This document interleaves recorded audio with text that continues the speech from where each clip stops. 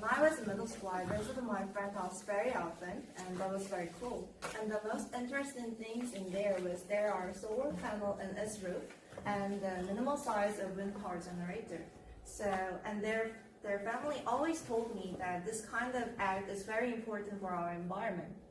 But the biggest question for me was that why did they leave this kind of eco-friendly house, and is it sure that buildings can help our environment? So today I would like to tell you my answer to you.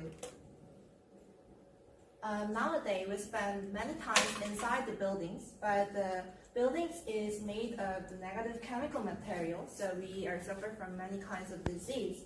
And nowadays we can experience many climate changes such as melting and droughts and floods. So I think this is the time we have to act and we move on. So this is the reason why the Living Building Challenge appears. What is Living Building Challenge? Its main purpose is building a more fulfilling and lasting world.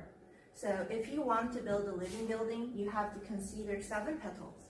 So place, water, energy, health and happiness, materials, and equity, and beauty. So I want to show you a video which is about the consideration about the water petal. We came up with the idea of capturing rainwater off of our roof, storing it in a cistern, and using that to irrigate a lot of the greenery. We have tanks stationed in all the major pieces. They get the water from the rain cistern, fill these tanks, and then keep circulating it until all the plants use it. So we can learn from this that the living building is very important for our environment. So living buildings can help our nature, and we also get the purpose by this living building. So we have to make the living building, but how? For business, which is very closely related to my major, business should try hard to make the living building. First, they have to generate the renewable energy in the buildings, and they have to make the buildings with the good materials, and make the workplace more eco-friendly so the working employees can communicate with the nature even in indoors. So, but yeah,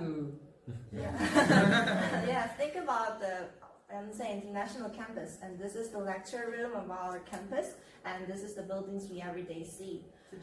Compared with that kinds of living buildings, this is quite far away from the nature, and this is quite away from the living building. So I think we can't communicate with nature in our campus. So we have to try hard to be the living building. So what can we do? I think, can you make the living buildings, or can you make the solar panels or the wind power generator? Actually, I think we can't. We don't have ability to do that. So the one thing I want to tell you is we are part of the nature and we are part of our society. So we have to move on. Think nature and act constantly. It doesn't have to be big, but if we have mind to consider nature, then we can help nature if we have the ability later. So I think pathway to sustainability is a beauty. So let's give more to nature than take it. Thank you very much.